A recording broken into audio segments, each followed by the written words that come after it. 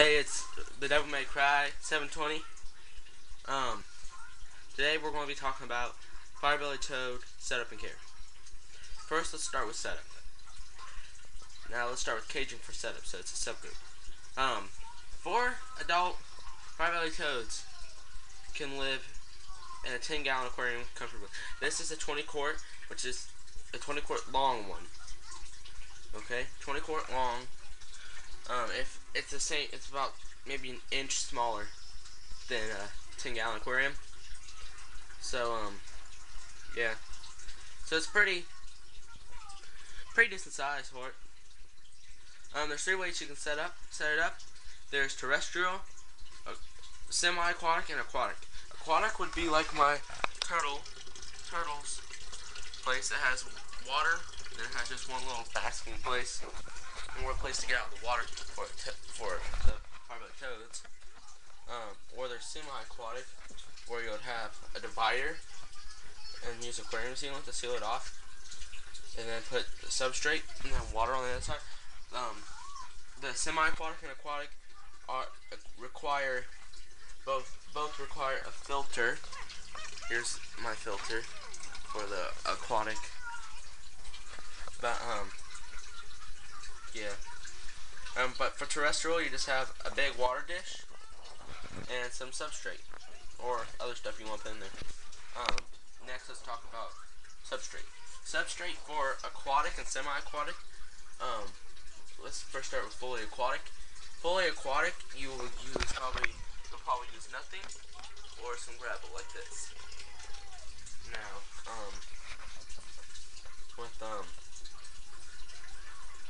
with a semi-aquatic, you would have gravel on the other side with the water side, and then substrate, something like this on this side. I'll talk about this in the terrestrial. Now on a terrestrial, you'll use substrate like you can use eco earth, reptile bark, and sag gem moss. I used a mixture of all 3, so it works really well for me.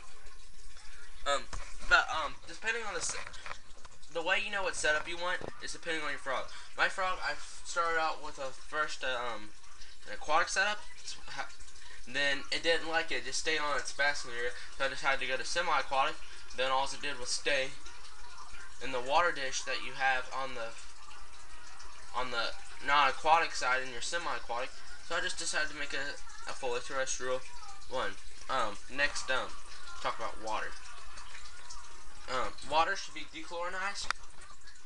For fully aquatic, you should have about this much. See, about that much, which is about about 2 inches of water for them, because they're good swimmers, but they're not the best. For a semi-aquatic, you'll have same amount of water. And for this, you'll just have a water bowl and some water inside of it. As you can see, there's my frog. His name's Toxin. Toxin, not Thomas. Tons of people thought that. But yeah, that's him. The water bowl. It takes up half of his aquarium, half of his place, which is good for him. With the terrestrial and all water things, the water should be dechlorinized unless you use spring bottled water, which here, I'll show you up there. See that's spring bottled water. Then after water, let's talk about hide. You will need to have a hide for them, because they are not they're social, but they sometimes, when they get away from you. In here, I have just one of those hides, one of those side ones. I don't have anyone anywhere else, but if you have a semi-aquatic, you have like a hide like this. See, has a little hole on both sides. For fully aquatic, you can have the same thing, hide on both sides. But for the semi-aquatic, on the outside, you want to have one of these, a hide that would be used in the terrestrial.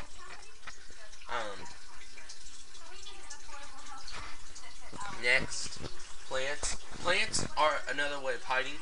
So if you have a big thing of foliage, you can use that as hide. So he has two hides in here. He has that hide. You can see that hide and this plant. Here, I took the light off so you can see it. Ah, hot. Anyways, there's the other hide. It's just a few plants and vines. Pretty simple. Here, I'm trying to get my lighting fixture back in here with one hand. There we go. There we go. Okay, wait. Oh crap. Here, I'm gonna put this down real quick.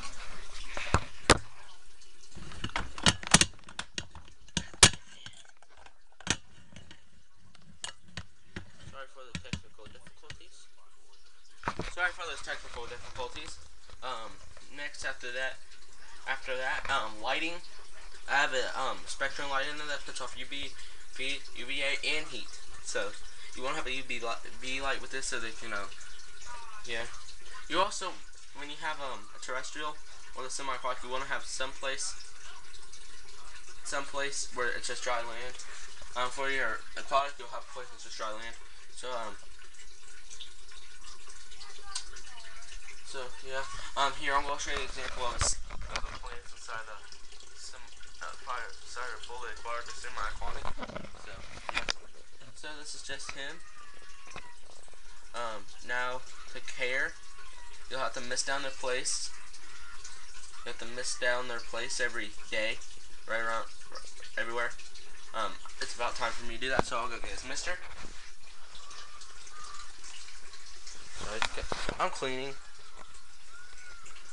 So that's mister. I just missed it with this. The water in it's dechlorinized. So yeah. So let's start with this. Missed it.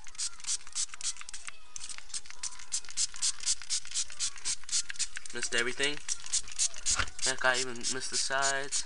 I missed the plants. Missed the hide. Missed everything. There we go. I fixed the lighting. Anyways, once you've done this, you have to mist it every day. You can remember to do that. That's good. There'll be days where you don't have to mist it. As you can see, look at the side of the tank. You can see that there's moisture right there. Yeah, I'm using my foot.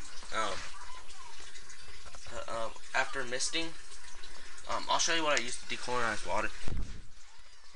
Sorry, I really make that little. It's just that I'm staying on this little side. This is the closet. Yeah, so I just have two animals in the closet. I use this. This is what I use to make the water safe. It's called AquaSafe. You can buy this at Walmart for like $1. For you cheap people. Next for after I already went over